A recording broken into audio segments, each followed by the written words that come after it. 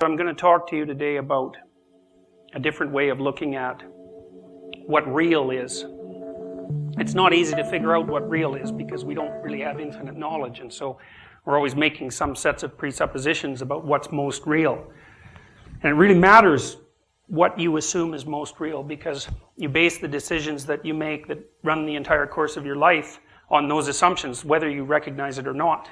And if you get the assumptions wrong, or even if you leave them incomplete, you're going to pay a big price for it.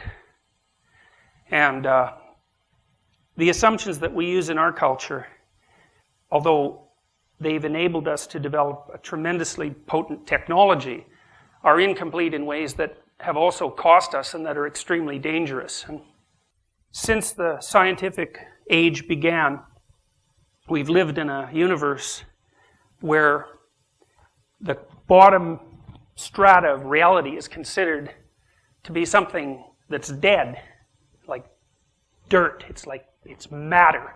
It's objective. It's external. And there isn't any element of it that lends any reality to phenomena like meaning or purpose. That's all been relegated to the subjective and in some ways to the illusory. But it's by no means self-evident that that set of presuppositions is correct, because we lack infinite knowledge, and there's many things about the structure of being that we don't understand. The main one being consciousness.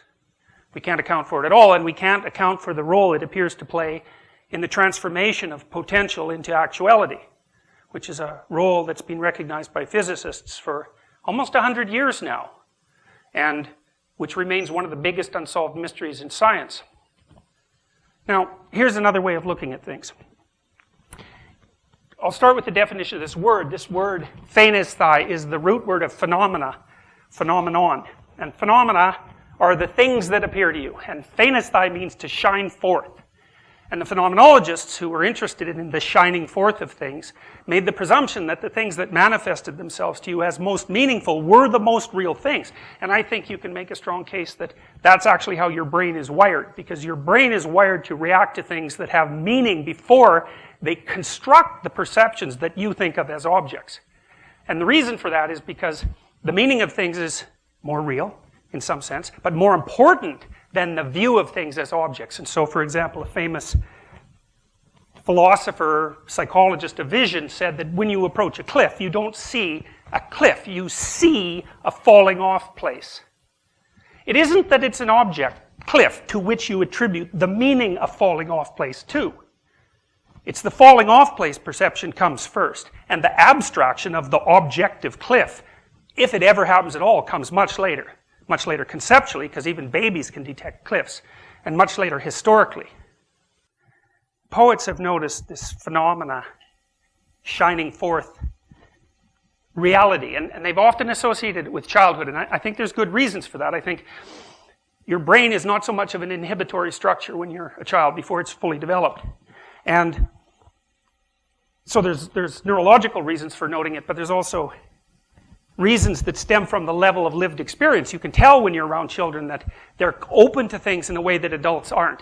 They're wide-eyed with wonder.